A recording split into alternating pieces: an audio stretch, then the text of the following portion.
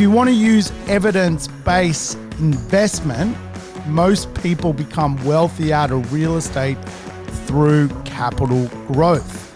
How you control that capital growth is, of course, a big part of the puzzle. And there are three components to that. There is you, there is the renter, and there is the taxman. Obviously, the dynamic of those three really depends on whether you're going to be negatively geared, neutrally geared, or positively geared, or positive cash flow.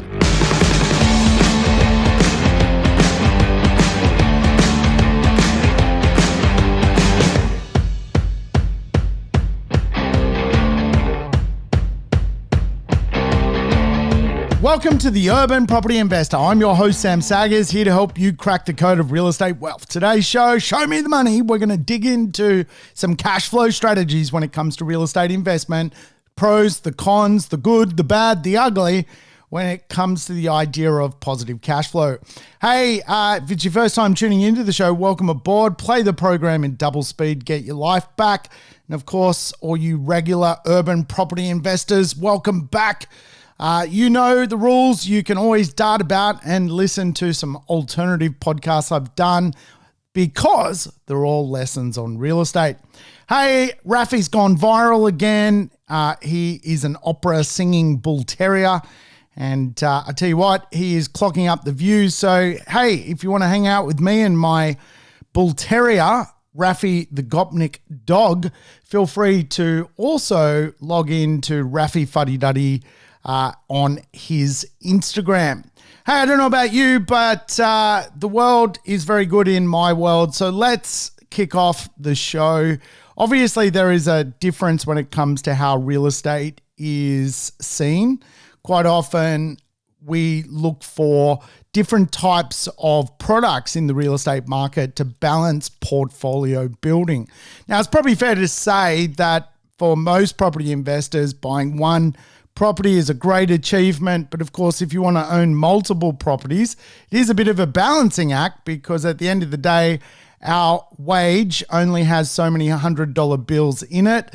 And of course, if you don't buy real estate whereby you can look after a portfolio, well, then of course, you're going to run into a position where you stall and really fear taking on more debt. Now, there are some differences in the real estate market, of course. There are negatively geared properties, which quite often carry with them superior capital growth. They're usually negatively geared for a reason. That reason is quite often the price or the area those properties are in. The consensus has seen capital growth in the past, and of course, quite often those areas are considered the better places to own real estate. More blue chip neighborhoods, more leafy neighborhoods, they come at a price. And of course, quite often that price is disproportionate to what the rent you can get on those assets is. And of course, for a lot of property investors, that means the burn rate to support the assets too high for them. And even though the property creates superior capital growth, the burn to achieve that capital growth of loss out of your back pocket is too high for many people. And of course, as we know, in Australian real estate, there are some tax benefits out there. If you buy brand new property, you can claim full depreciation.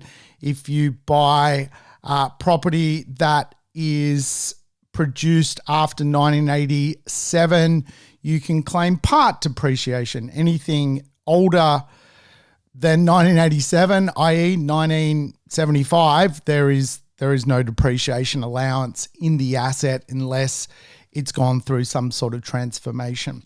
So negatively geared properties are great for the right people. Certainly high income earners usually go out and buy a lot of negatively geared properties and get a lot of tax deductions. The ability to eliminate your tax comes from fundamentally negatively geared real estate. Now, of course, we need to understand if we want capital growth, which is really where real wealth comes from real estate.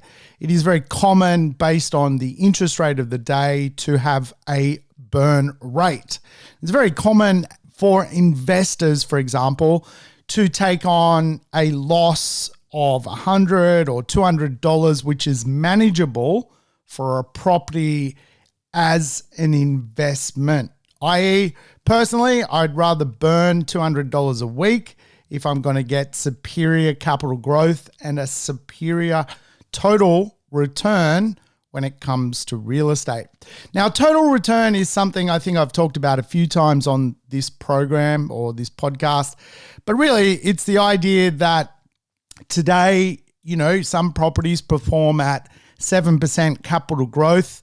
There's a history of them performing at 7% capital growth. What that means, the compounding ability for that real estate is to double in 10 years. You take a 7% return, you add a 3 or 4% gross return, you've got an accumulation or total return of 10 or 11%, which is a really, really healthy number. Again, for many property investors, they'd prefer to burn a couple of $100 a week to own really leafy blue chip real estate. And of course, it's a great strategy. There's a lot of evidence to show that more people come wealthy out of that strategy than positive cash flow. If you want to use evidence-based investment, most people become wealthy out of real estate through capital growth. How you control that capital growth is, of course, a big part of the puzzle. And there are three components to that. There is you, there is the renter, and there is the tax man. Obviously, the dynamic of those three really depends on whether you're going to be negatively geared, neutrally geared, or positively geared, or positive cash flow. So in other words, with negatively geared real estate, what's happening is that the rent is not capable of producing enough income. So you, after all your expenses, basically have to top up that rent with money from your wage. For high income earners, they get a deduction for that. So it's a very, very smart thing to do. It's a normal thing to do here in Australia. Obviously, we went through some elections of recent times where the idea of obliterating negative gearing was on the cards, never came about. And of course, from a productivity point of view, negative gearing is very healthy for the real estate market because it allows more production of real estate. There are some arguments to whether that creates affordability constraints, but it is what it is. Now, neutrally geared real estate is just the idea that, again, like by the time you do your mathematics, you've got enough rent, perhaps enough tax deductions where you're claiming some money back because you own real estate where there is a deductible amount and depreciation, and your cost to own that real estate is basically negligent. It really costs you zero at the end of every week. Again, neutrally geared real estate can quite often carry a very good capital growth rate. Of course, capital growth is really where real wealth comes from. Now, if I examine my own portfolio by way of example, I could trade out of huge amounts of capital growth, millions of dollars of capital growth if I wanted to, and go and buy cash flow. Capital growth can buy cash flow. This is why it's very important quite often to build a portfolio around capital growth, because if you can afford to do that, particularly during your working career, you can always buy cash flow later. What do I mean by that? Well, of course, let's imagine today there are properties in regional communities. You can pick them up for $200,000. They rent for $500 a week. On paper, that would look fantastic, right? And potentially it even does create income. However, that property for $200,000 in this day and age is $200,000 for a reason, because it's never had capital growth. However, let's imagine I wanted to trade in my $1 million for that $500 a week producing piece of real estate for $200,000. I could sell up, grab my $1 million, and go and buy outright 5 of those $200,000 properties producing $500 a week. I would use growth and the ability to use huge amounts of results from capital growth orientated properties to achieve that, if that was my goal. Of course, the alternative for a lot of people is to buy what we refer to as cash flow positive real estate which produces more revenue from its rents, with the ability at the end of every week to take home a bit extra in your back pocket. So the money from the rent, if you like, gets added to your income base, unless you own the property in a company or trust structure. So positive cash flow investments are out there in Australia. You can go to all sorts of places to find high yielding real estate. It does exist. There are some still today volatile mining communities in Western Australian outback areas where rents are really good. The ability for volatility in those areas is very, very high. Capital growth is not proven. There's no real evidence that those areas can sustain capital growth over a long time. So again, coming back to the principle of real estate, we want to make growth first, but if it costs us a little bit to do that, that's fine, as long as we are in a capital growth orientated investment. The opposite is positive cash flow. And of course, positive cash flow today is the principle that you're going to buy a property, it's going to rent really, really well. The rent will cover your mortgage and it will put a surplus of dollars in your back pocket.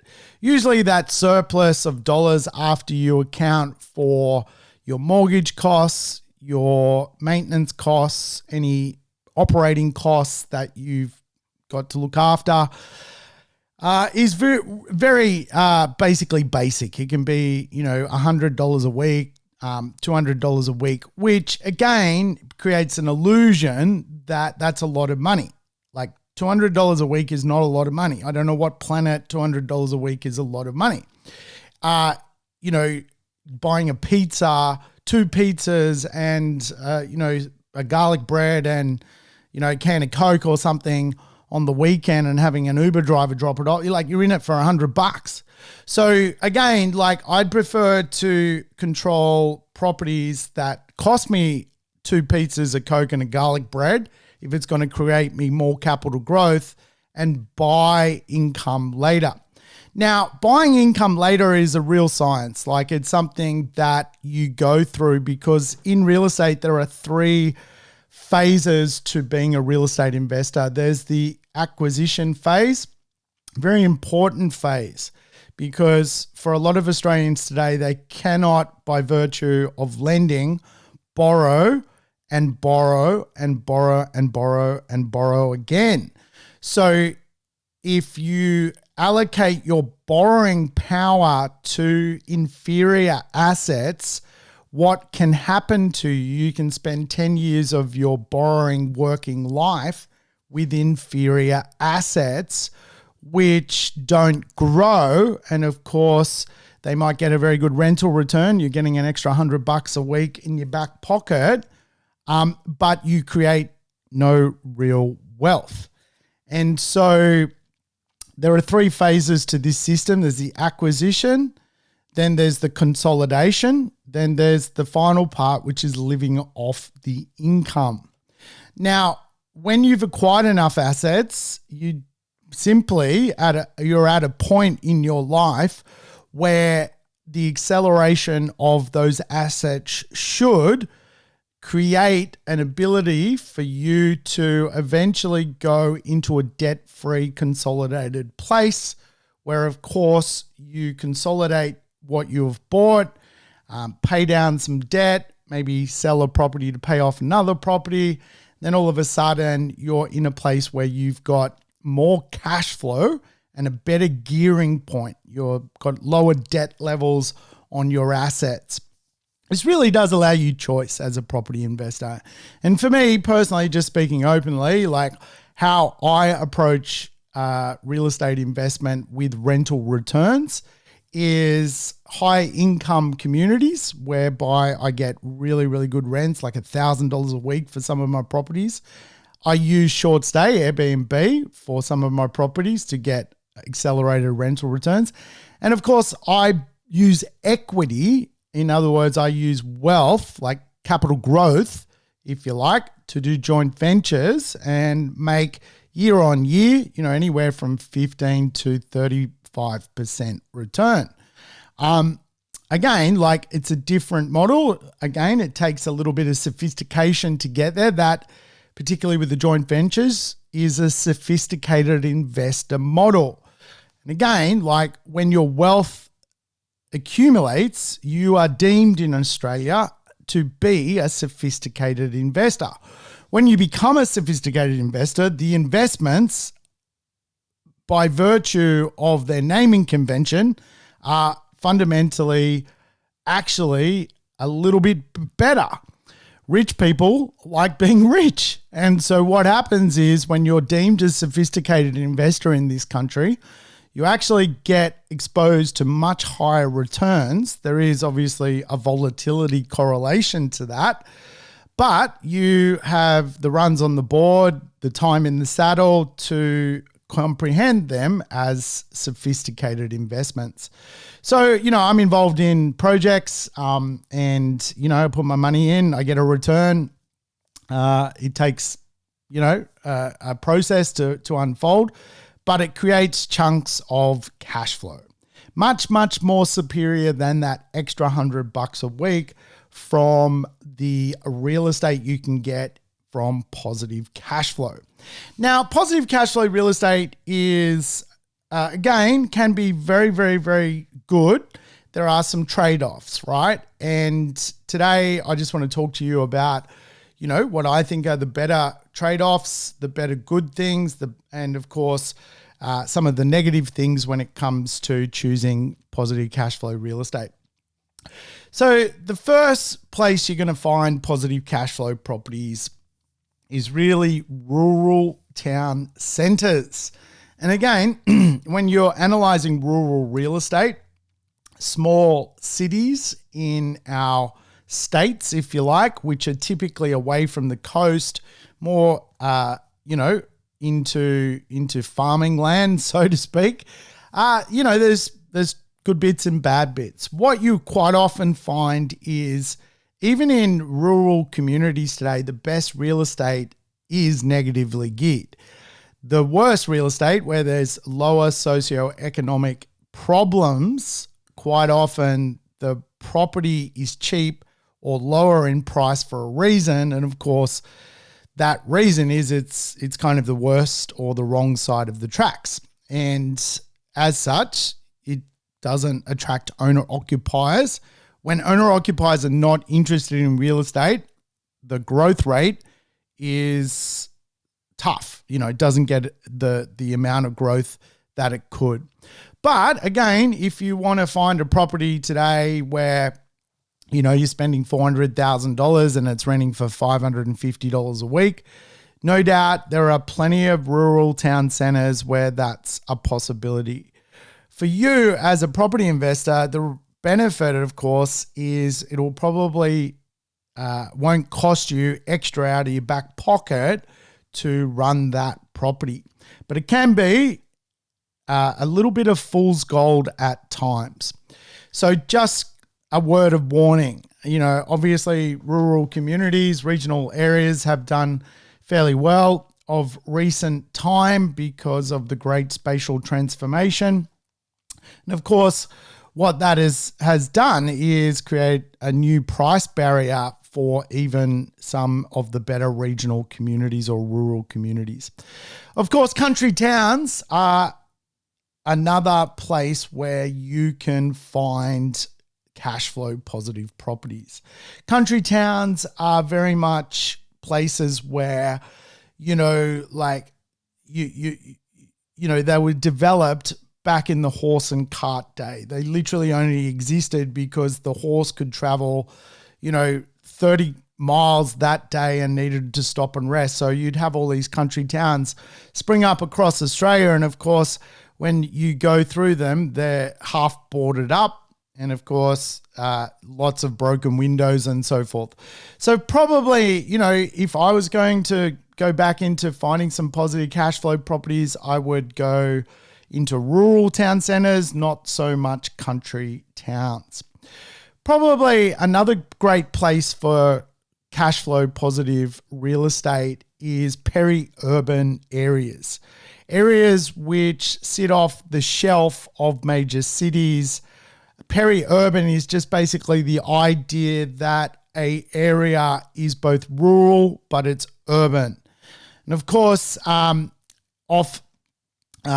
many cities today, there are places which are considered peri-urban where people go for that weekend getaway. And of course, if they are weekend getaway peri-urban areas, drivable areas like an hour out of town, quite often they can attract a lot of localized tourism.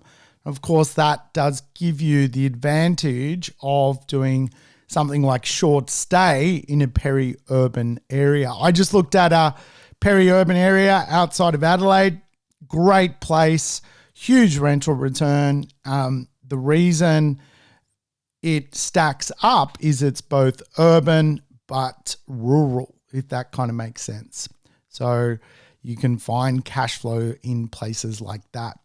Certainly when it comes to other types of country or peri-urban or rural communities, I like viticulture communities, places where there are vineyards. Vineyards obviously equals wine. Humans love wine. Where there is wine, there is good times. And of course, where there are good times, there are also people prepared to pay extra to use those properties, particularly from a short stay perspective. So some good ways to enhance your cash flow. Certainly the next sort of way to find cash flow properties is really just to buy something dirt cheap. Like, obviously things are cheap for a reason. High growing, cheap real estate is kind of like an oxymoron. It shouldn't exist, right? Like, you're finding a property for $100,000. Why is it $100,000 in 2022? Like, we have been through 30 years of economic growth in Australia, and a property is still $100,000 that has seen all 30 years of that economic growth. The reason is, obviously, it's not connected to the main economic underbelly which has driven successful house price growth. So cheap properties, as I've alluded to in the past, obviously come with the caveat. Like, quite often they are ill-equipped when it comes to their fixtures and fittings. They need a lot of money quite often spent on them. And of course, cheap properties and rundown properties quite often are the same in the one, right? Like, is it cheap and run down, or is it just cheap and a bargain? Like, there is two different, obviously, opportunities when it comes to what that looks like. So cheap properties, we do need to be very, very mindful. They're cheap for a reason. Are you actually buying something, for example, with a 7% return and 1%, 2% growth?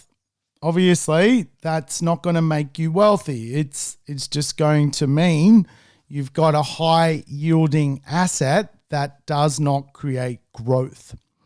So we want the growth. If we can create the growth, we're going to be happier. I'm telling you, like, I know property investors that I started on a similar journey with. They own 10 properties today.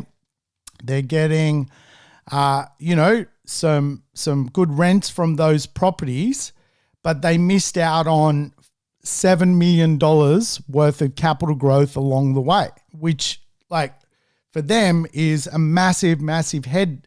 It messes with their head, and they hate what they own because they missed the upside of growth. Obviously, one way to facilitate cash flow is to buy multiple income streams. Houses with granny flats, properties with 2 properties on one title, 3 properties on one title, blocks of flats are also a great way to control more income using one use being the one piece or one property. And of course, this is a pretty good model. If you can find yourself a block of flats today, it's a pretty good model. Obviously, going back to the previous conversation, if they're run down as a block of flats, I'd be very, very skeptical to buy it based on just not considering how to renovate it or transform it, because you'll buy yourself a contingent liability. But certainly today there are some great high yielding blocks of flats.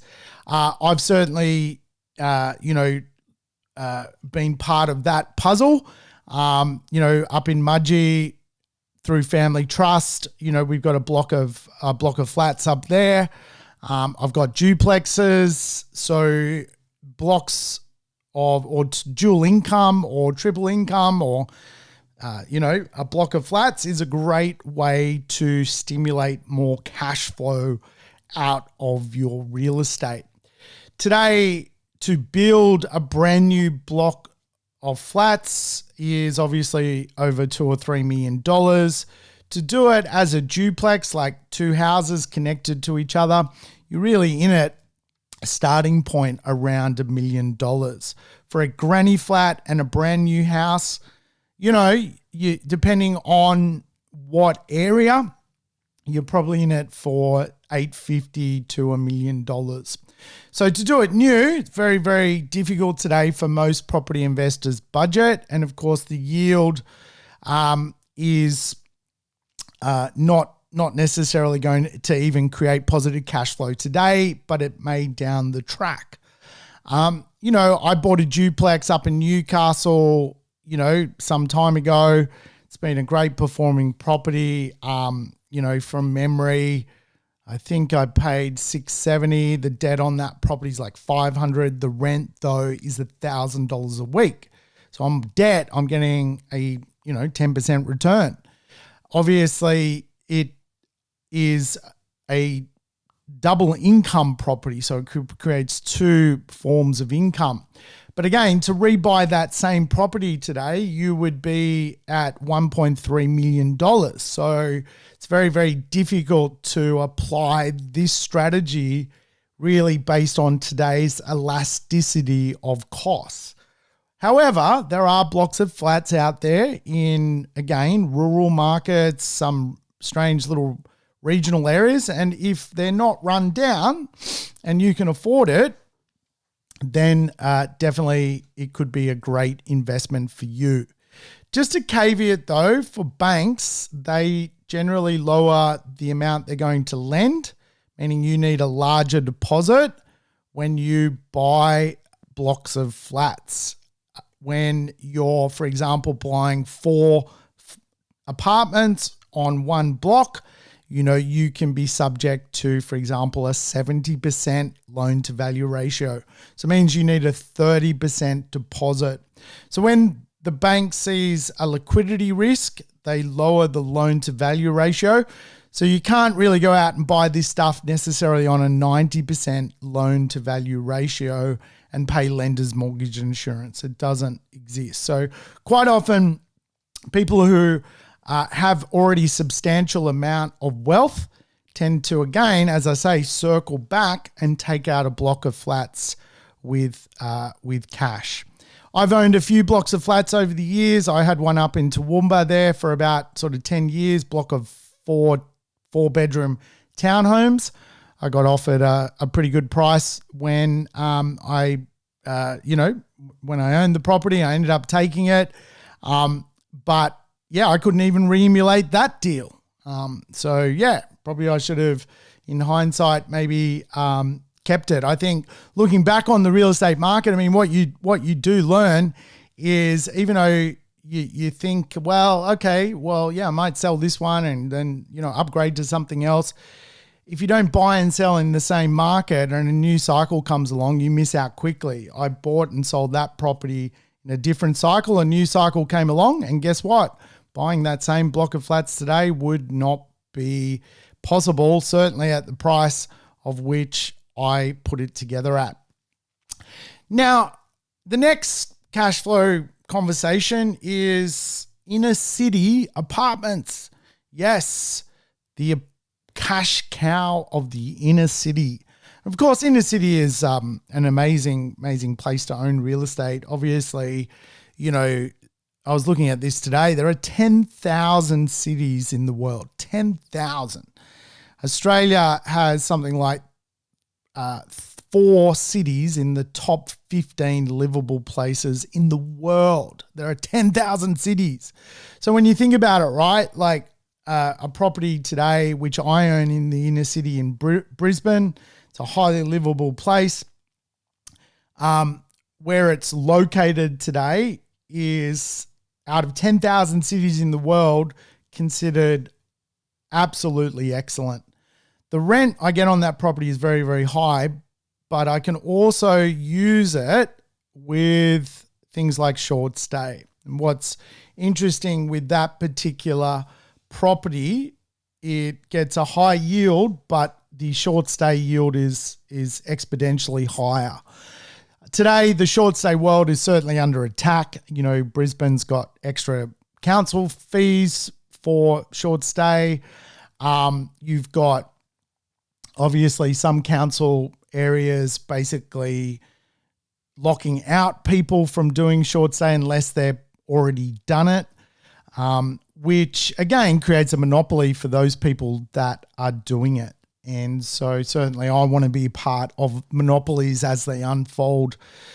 In Australia, there is a concept known as existing use title. What it basically means is, if a property has had one use and it is being used that way, then it can hold on to that use.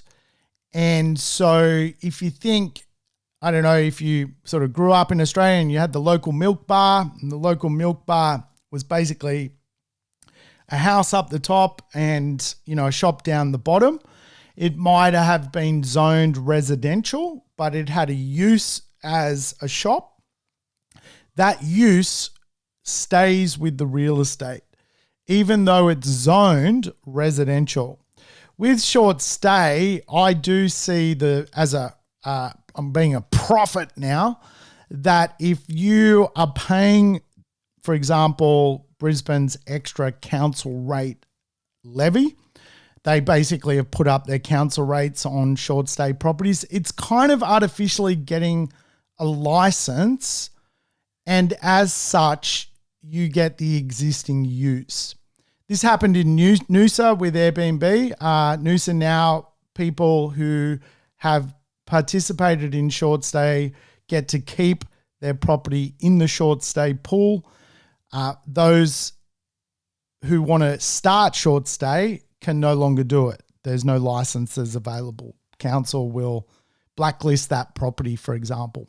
So it's an interesting space. It's a fluid space, very evolving, but inner city properties offer a great solution to what that looks like. Obviously, in times where, you can, short stay's great. But also just simple things like furnishing property. You don't even need short stay. Like you can do quality 6, 12 month leases where you furnish up a property and just get a much higher rental return. I mean, I first discovered this doing a deal in Kirribilli, Sydney. Just the rent of the day, for example, was like $700 a week for at that time. It was going back say 20 years almost. At that time, it was like $700 a week, which was a lot of money. But you could get $1,100 a week for the same apartment if you just furnished it with a TV, basically, at the time, a few beds, a couch, a fridge, because a lot of big companies relocate staff that just want a nimble lifestyle. So, for example, KPMG, Deloitte, Deutsche Bank, Credit Suisse, all these companies are located in the CBD. They need quite often skilled people from overseas that come on temporary visas. Those people are never going to buy a family home in the suburbs, nor want to live in an area where they can make no friends being in the suburbs. And so in places like Sydney, they gravitate to basically doorstep suburbs of the CBD. So you end up getting really, really, really good cash flow from just even doing furnished properties on 12-month leases, whereby your positive cash flow, but also going back to the conversation about growth, there obviously is superior growth in obviously good suburbs close to the infrastructure of our CBDs.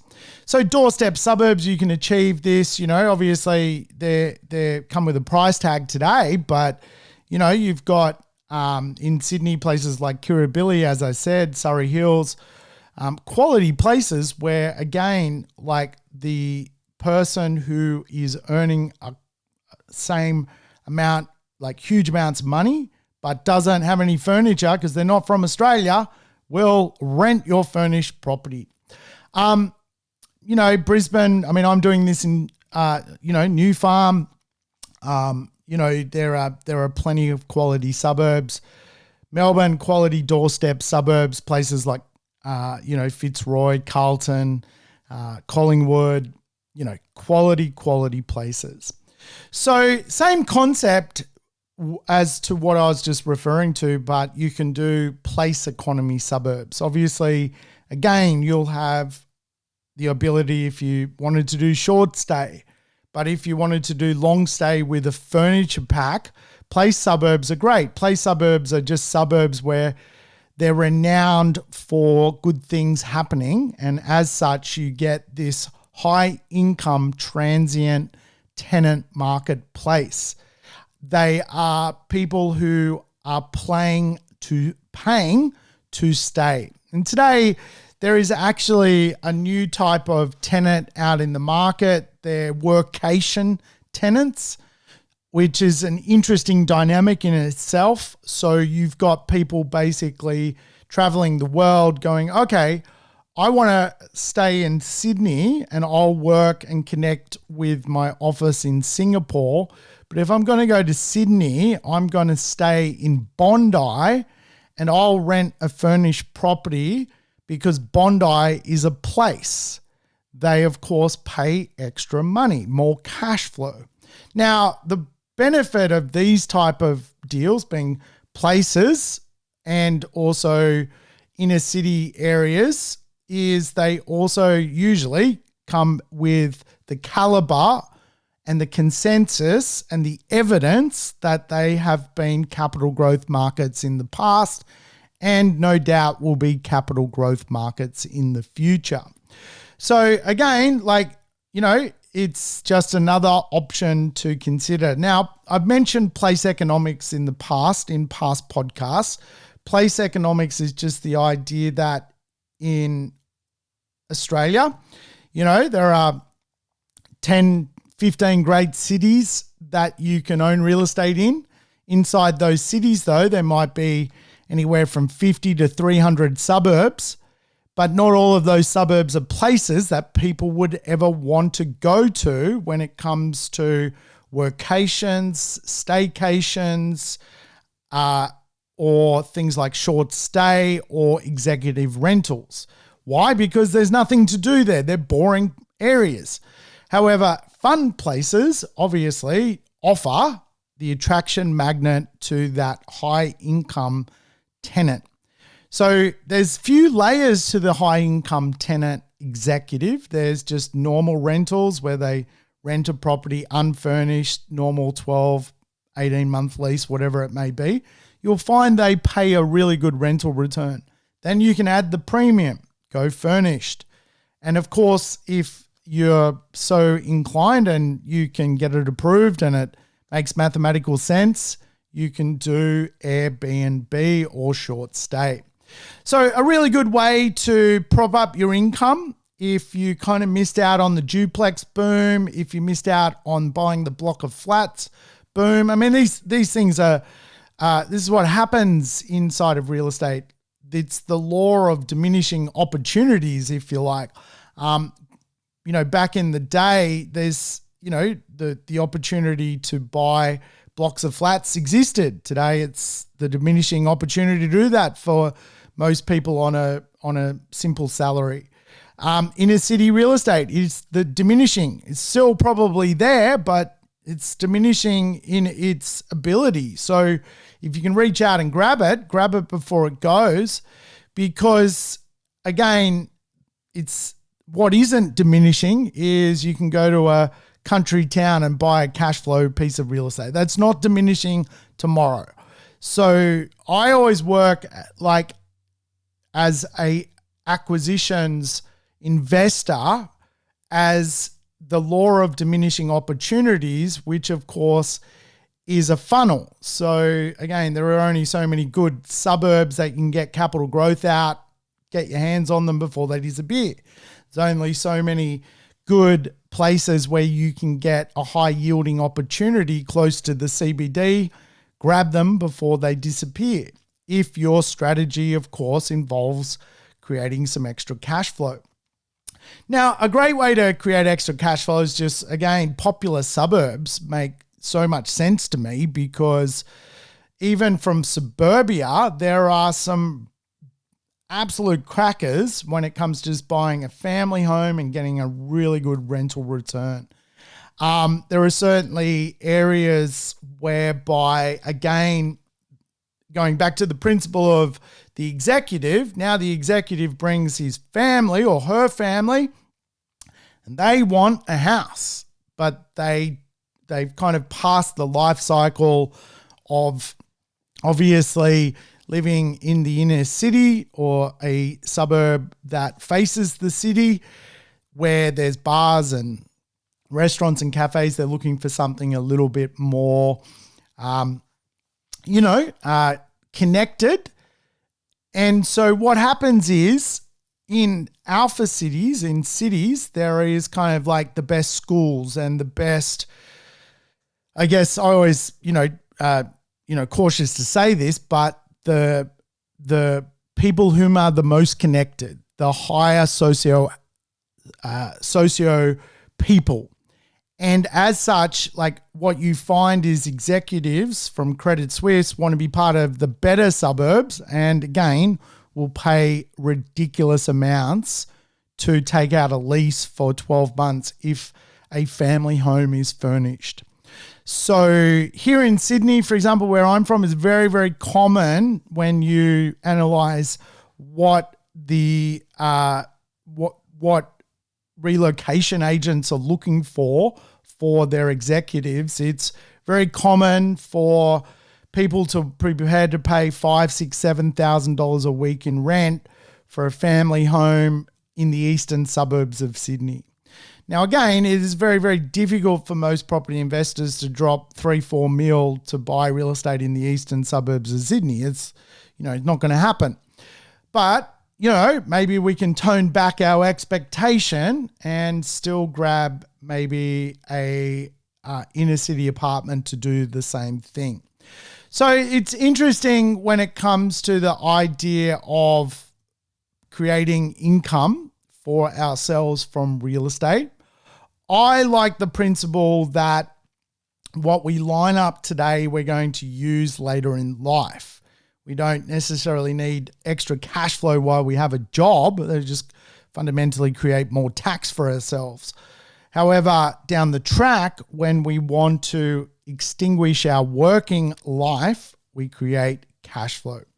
There is one final way to create cash flow, which is commercial real estate. And commercial real estate has its own idiosyncrasies to it.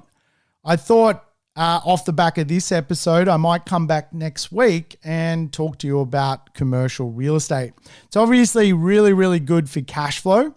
Caveat to it is it's typically much harder to buy, and the loan terms are quite often more difficult for people to own the real estate. What's so fascinating in Australia is the layer of how wealth is distributed. See, the more wealth you can create out of real estate, all of a sudden you become a sophisticated investor. When you become a sophisticated investor, you get exposed to more commercial-like returns. So it is a bit of a journey. What is not suitable for most property investors is to jump into commercial real estate because they're less sophisticated, and obviously, commercial real estate comes with a risk associated to it of, vacancies for many, many years. And, there's a lot of complexity. So I'll do and dedicate a whole show to it. So make sure you come back next week and I'll help you understand commercial real estate. Hey, I hope you've enjoyed the show today. I've certainly enjoyed bringing it to you. If you feel like you'd love to leave a review, I'd love to get one because I'm trying to obviously get the show out to as many people as possible. And I hope you're enjoying my content. So thanks again for tuning in. I hope you have a wonderful day. Thanks for tuning in to the Urban Property Investor. To never miss an episode, make sure you subscribe to the podcast on your favorite app or on YouTube. And I would love it if you could give the show a rating and share it with your friends and family. In between episodes, you can always keep in touch with me by connecting on social media over Facebook, Instagram, or LinkedIn. Until we meet again on the next episode of the Urban Property Investor.